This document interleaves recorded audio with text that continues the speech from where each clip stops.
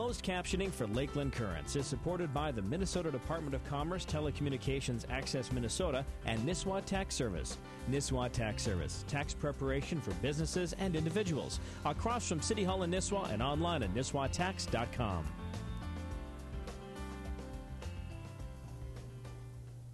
Hello again, everyone, and welcome to Lakeland Currents, where tonight we have a topic that I think is absolutely very timely, skin cancer. And it's something that PBS is going to be doing a special on a little bit later, either in late May or June. I don't remember exactly when that is, but it'll be in May or June. PBS is going to be doing a series on this.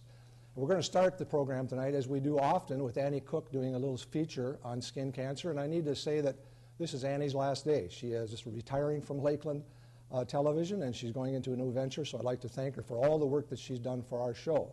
So if we could start with that, let's take a look at what Annie's piece is tonight on skin cancer. For Brooke Plested, skin cancer isn't just a threat, it's a reality. I finally went in last summer and saw the dermatologist, and she took one look at it, immediately realized it was skin cancer. I went in to just have it removed. I said, I just have this mole on my head I'd like you to take off, and she said, that's not a mole, babe. That's skin cancer. A diagnosis of skin cancer at the age of 25 is shocking. But the good news is that the mole on Plested's head was diagnosed as basal cell carcinoma. Rarely fatal, but it can cause damage to surrounding tissue if it's not removed. So that's exactly what Plested had done. She didn't have to shave the area, which she was trying really hard not to. She went in, she really wanted to make sure that she got it all at once. So took the area around it, because the worst thing would have been to have her miss some of the borders and have to go back in for it. Since that procedure, Plested has also had a suspicious mole removed from her abdomen and must be forever vigilant about changes in her skin. I'm definitely paying more attention to the moles that I do have, just keeping an eye on them, looking for any changes, any irregularities, and I go back every couple months and have to have a full check. Plested's not the only 25-year-old to deal with the realities of skin cancer. I also had a suspicious mole removed from my leg. Turned out not to be skin cancer, but I learned a valuable lesson: to keep an eye on my skin and make a note of any changes. Annie Cook, Lakeland News. So what we're going to try to do tonight is to help you identify what skin cancer is and things that you can do to prevent yourself from getting it. And you might have noticed that the people in this little piece that we looked at were pretty young. It's not necessarily people that are always in their 50s and 60s that get skin cancer. It can happen to young people also. In fact, the Skin Cancer Foundation says that skin cancer is the most common form of cancer in America. More than 3.5 million cases of skin cancer are identified each year, and there are more new cases of skin cancer each year than their combined incidence of cancer of breast, prostate, lung, and colon. So also 1 out of every 5 Americans in their lifetime is going to get skin cancer. So this program tonight is going to help you, I think, identify what it is and what we can do to not get it. And my guest this evening is Dr. Rachel Schoeneman, who is a dermatologist from Centricare Clinic in St. Cloud. Welcome to the show. Thank you for having me. And I thought maybe we could start out just talking about what a dermatologist is. How do you go from being a medical doctor to a dermatologist, and what is it that a dermatologist does? Certainly.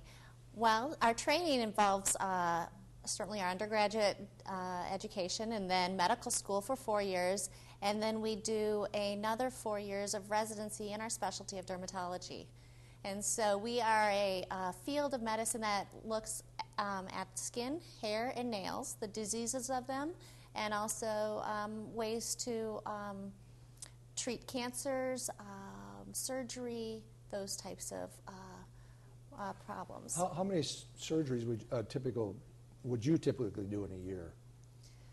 I'm scheduled to do 3 surgeries a day, actually, for various things, whether it be skin cancer or cyst removal, mole removal. And then also I do anywhere from 5 to 15 biopsies often on a given day. Wow. For suspicious lesions.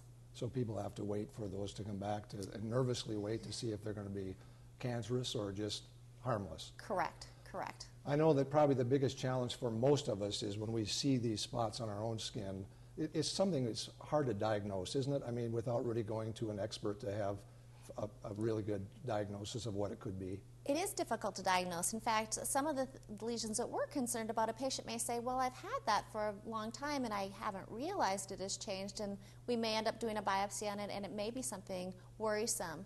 The other thing to remember is we see moles and different lesions that many primary doctors will send to us because they're not sure of what they are. So patients really should not feel bad if they come to a dermatologist and are concerned about a lesion. And we always hope it is benign, but if it's not, it could have saved their life. You know, Minnesota is a state, I think, that has a fairly high incidence of skin cancer, if I'm not mistaken. Is that a fair statement? We're a state that has a lot of farmers, a lot of outdoor activity, and those are the people that get skin cancer. And when you, I guess there's probably, how many different kinds are there? How many different kinds of skin cancers are there? There's many different kinds of skin cancers, but the three main types of skin cancer are basal cell carcinoma, squamous cell carcinoma, and melanoma.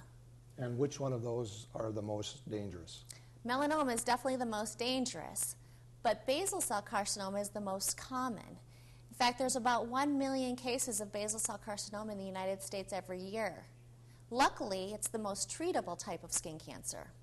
I know we've got some slides, some pictures to look at. Maybe we could pull up one of them. And correct. This is a picture of a basal cell carcinoma. This patient may have noticed a new lesion on their skin. It often has rolled borders, sort of a pearly look to it. Sometimes there can be a little crust in the center. Other times they're just flat and red and scaly, but they won't go away. Now, does that particular kind tend to grow? Will they get larger? They do grow, and they will get larger, and they will also go deeper. And when they go deeper, they get more dangerous, I would guess, or no? This type of skin cancer has a low rate of death. It's not unheard of, but it's very low. And but they do grow, and they can cause a lot of cosmetic deformity because they can often require a large surgery. These are very common on the head and the neck. And so you can imagine if you get a skin cancer on the tip of your nose, we have to remove that. And then cosmetically, we have to repair the area to make it look as normal as possible. So do you do some plastic surgery in your business? I do excisions, and I also do Mohs surgery. Mohs surgery is used a lot for basal cell carcinomas and squamous cell carcinomas. And for that, it's a procedure where we anesthetize the patient just locally, and then we cut out what appears to be the skin cancer, and we put ink stains on the various margins of it. And then we process the tissue right away, and we see if we've gotten all the skin cancer. And if there is still skin cancer left, the patient is still in the room, and so we go back and take more in the area that is still positive. Now, that first picture we're looking at, is it typically that you would just cut that out? That's the way you would treat that then?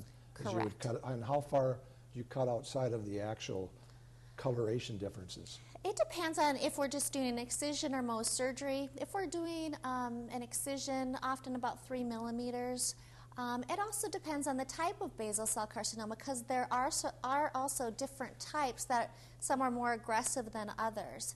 And so we learn that information from the original pathology report that we get from the biopsy that was done. Is this at all related to genetics?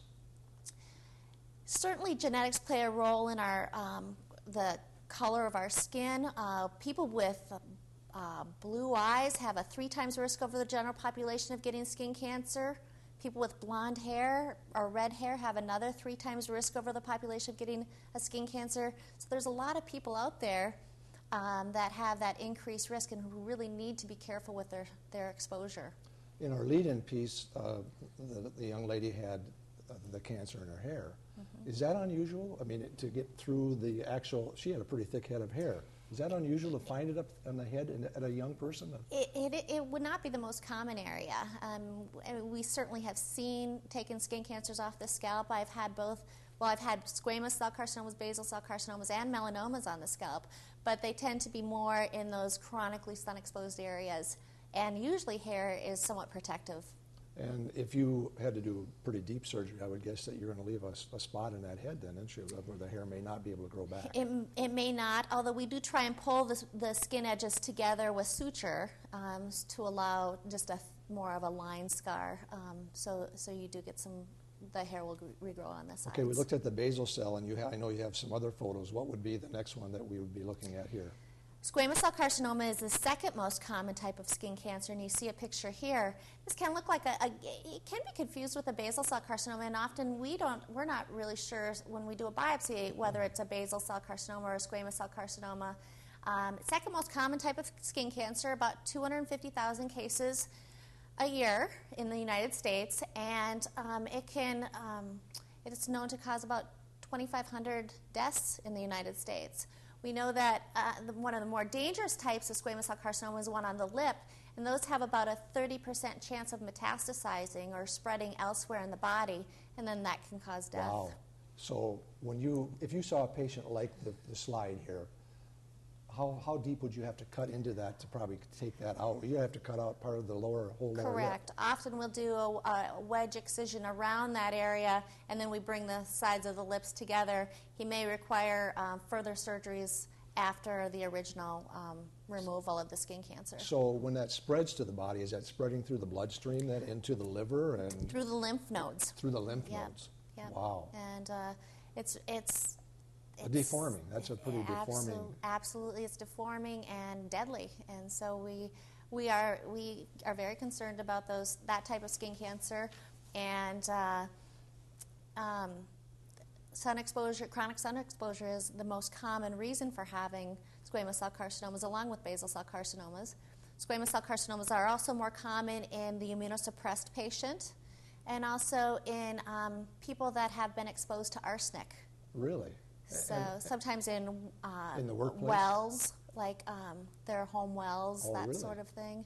And Wow. so it's less of an issue these days. They used to use arsenic more commonly in the past, but not since they found out that it is so cancer-causing, that people are not exposed to it as much anymore. The Skin Cancer Foundation says that a majority of people diagnosed with melanoma are white men over the age of 50. And is that because of lifestyle, again, being outdoors as much as they are? We do think that's the reason for it. And melanomas also are a little more linked to the sunburn. So less so linked to the chronic sun exposure and more linked to those sunburns. So if you've had more than 5 sunburns in your lifetime, you actually have an increased risk for developing a melanoma. Wow. And so it's really concerning, because I have patients that come to see me and they're like, oh, I only get sunburned that once, that first, in the spring, that first sunny day of the year. And, you add that up, and they've had a lot of sunburns in their life if you add up all those springtime sunburns. Wow. And so it is really, it's getting very prevalent. I think of myself as being an older person now, and when I was young, I don't think we even realized that there was such a danger. I mean, it was not uncommon when I was a little kid to run around with my shirt off the whole summer. So you think about how much of that exposure we had. And there really isn't such a safe thing as a good tan, is there? There is no such thing as a healthy tan. Anytime your skin is tan, that means that your skin has been damaged by UV rays. And so I think that's a big misconception that a lot of people have. I think of one of the dangerous groups with people would be the road construction crews. If you drive down any of our roads in Minnesota, I mean, it just seems like almost 50% of these or 60% of these people have no shirt, and they're pretty dark, and they're still out there just taking the pounding from that, so they're really increasing their chances for cancer, aren't they? Absolutely. Construction workers, building construction, road construction, farmers, they're really getting pummeled by these UV rays. And we have to remember that these rays are prominent even on a cloudy day. So the UVA and UVB rays, which cause skin cancer, a person is getting exposed even on a cool, cloudy day. And I think people forget that too. What's some of the other kinds of cancers you'd like to show us here? I know we have some other pictures. I think we have some pictures of some melanomas, and just kind of things that we want to look for in a melanoma. We call it the ABCs of melanoma. So we look for asymmetry, which means that if we cut this lesion in half, would it fold up nicely on itself? And you can tell in this one that visually would not fold up nicely on itself, and so it's asymmetric. The next slide shows B is for borders. Irregular borders are really a good sign for melanoma. Also, color changes within a mole. If a mole is lighter in one area and darker in another, that would be something very significant. This is another melanoma. And finally, D for diameter. We find melanomas of every diameter, but I think what this is most helpful with is when we see a mole that is growing or changing, we really want to take a close look at it. This one is actually developing a tumor outside the melanoma, and this would be a really serious lesion. Now we see in this slide, it looks somewhat like we're looking at almost a greenish color, but I think you said that mostly that would be black. Most often black, but I see many melanomas that are still in the brown spectrum too. So you don't want to just limit your concerns to black moles. You want to look at all of those things.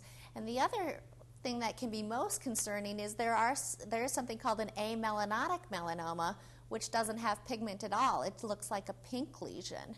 Oh, really? And so those are tricky to diagnose.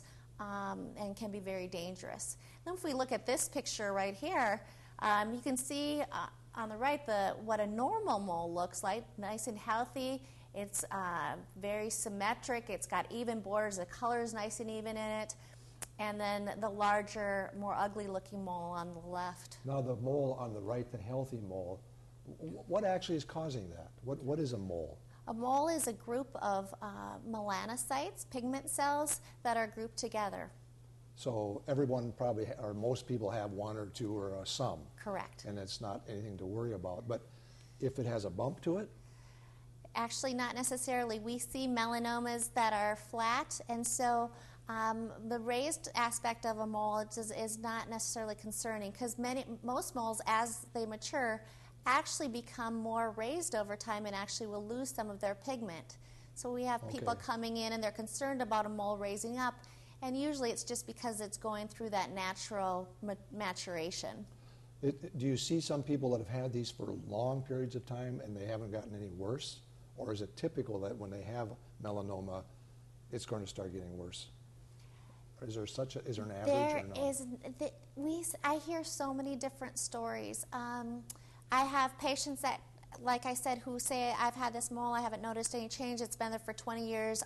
I as a dermatologist, am concerned about it, so I biopsy it, and it ends up being a melanoma. And then I had a patient in recently who they had a mole that actually looked quite normal, and he just said it just started itching. And so we took it off because it became symptomatic. And that was a melanoma. It was. So you want to pay attention not only to the look, but if it's itching or burning or stinging or bleeding, those would be other things that would be concerning, and you would want to have it looked at by a dermatologist. So you could have a mole for your whole life, and it can change. And something can change in that mole that could become more dangerous. Correct. Melanomas, the most dangerous kind, they can be pretty fast-acting, can't they? They can. Depending on the depth of them, if they're caught early and they're very superficial, they have a very good cure rate. But if they're caught when they're deeper or thicker, then they can have an extremely bad. People have died within 6 months of getting their diagnosis of a melanoma. Wow. And the other thing to know is that melanomas can originate. Only 50% of the time will they originate from a mole. 50% of the time they'll originate just they'll start out right from a melanoma. And so you could have all your moles removed and you'd still have a risk for developing melanoma. Wow. Now you practice what you preach, because if you don't mind my saying, you just came back from Florida. I did. You do not have a tan. And what was your process for not getting a tan? You said you were at Disney World and... I was. We were fortunate enough to take our children on spring break there, and we went to Disney World, and universal, and I wore my safari hat with neck guards and a brim, and wore my sunscreen, put it on every couple of hours. And then, we really tried to take breaks during those peak sun hours between 10 and 2. We'd take some breaks or try and get inside to get out of the sun. It seems to me that when I was a kid, if I wore a shirt, I never got a suntan underneath it. It almost seems now like it's more intense. I actually have gotten red underneath a long sleeve shirt. Is something changing in our world that is becoming more intense, or is that my imagination? Well, the ozone is certainly depleting, and we feel that we are getting more UV rays because of that. And also, it's important to remember that clothing is not perfect in protecting us. Just a white T-shirt only gives us about an SPF of 5, whereas denim gives you about an SPF of about 100. Oh, really? So if you wore your jean jacket or something, you'd probably be more protected than just a white T-shirt. So what are the basic things that we should be doing with clothing when we go out in the sun and sunscreen? What are the basic things? First of all, I think, planning, trying to avoid those peak sun hours between 10 and 2. Doing your activities early in the morning or later in the afternoon is important. You want to apply your sunscreen in half an hour before you go outside. And then reapply it often. The other thing is most people are not applying enough sunscreen. When the FDA looks at SPF that's on the bottle of sunscreen, they're using about 1 to 2 ounces on if you were applying it to your body. Well, a bottle of sunscreen is only about 8 to 10 ounces. And so you can imagine if you were reapplying as you were supposed to and applying the amount that you were supposed to, a bottle would go pretty quickly. Do you think there's accuracy in the readings of these sunscreens when they say they're SPF 15 or 45? Above, I believe, 60 or 50, you really don't have good accuracy of SPF. The American Academy of Dermatology recently increased changed their recommendation from an SPF of 15 up to an SPF of 30 for patients. So how about swimmers? Need to reapply every hour and try and find that waterproof sunscreen. So waterproof sunscreen does stay on longer? So it's more helpful, but still you need to reapply every hour. There was just, of course, a very controversial health bill that passed in Congress here within the last 3 weeks. And one of the pieces in that health bill was putting a 10% surcharge tax on tanning beds. Would you want to just talk a little bit about tanning beds? Because we do have a few members of our crew here tonight that have spent a little time in tanning beds. They're pretty dangerous. In fact, they're saying it's the new cigarettes of our culture. Correct. And they're saying that for a lot of reasons. This is a big industry. It's about a $5 billion industry in the United States. So, of course, the tanning bed industry they're trying to promote that healthy tan look that we know is not good. We have learned from data that if a person has their first tanning bed exposure before the age of 35, they have a 75% increase in melanoma risk. Wow. Is that like from just one exposure, or is that a prolonged?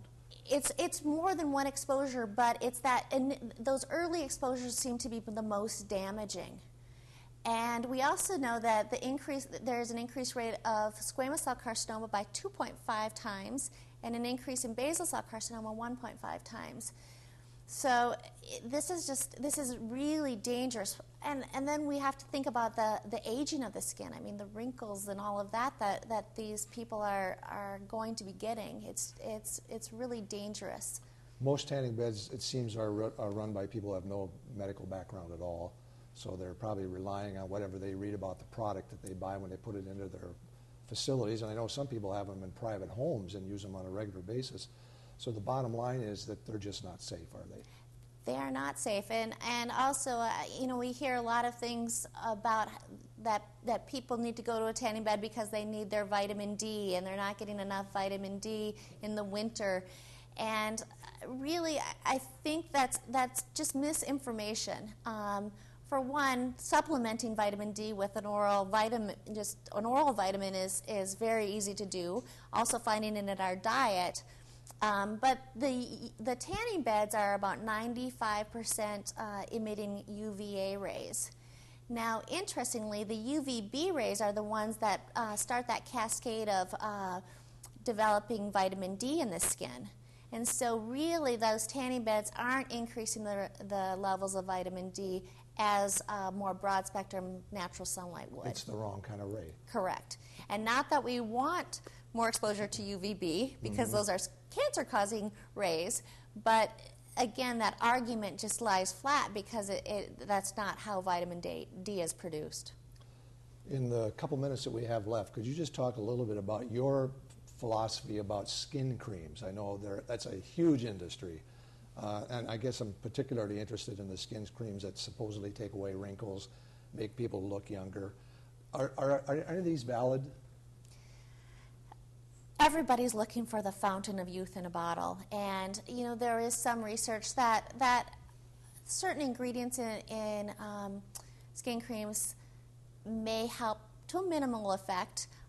We certainly, again, I would say the most important ingredient is a sunscreen, but retinol may help with some fine lines and some irregular pigmentation, and then there's various different antioxidants that are being added, and some of it has some data behind it. Vitamin C, vitamin E has some data behind it. Other ones, less data, or data only in mice, or that kind of data, so not real life data. And so a lot of it is, made up. And the other thing is the levels that when these ingredients are tested on in the lab are much higher than what a person is actually getting in the creams. Bottom line is, take care of ourselves, because when we've damaged our skin, we're probably going to be stuck with, unless we want to go through these really expensive operations where they do a number of different things. How do people get in touch with you if they would like to? We have certainly our website at Centricare, where there are five dermatologists in our department, and we would be happy to see you and take a look at your skin and make sure everything's healthy. Very good. Dr. Rachel Schoeneman, thank you very much for being on our show. It was very informative, and hopefully we can help someone prevent some serious problems down the road. Thank you. You've been watching Lakeland Currents, where we're talking about what you're talking about. I'm Ray Gildow. So long until next time. Thank you.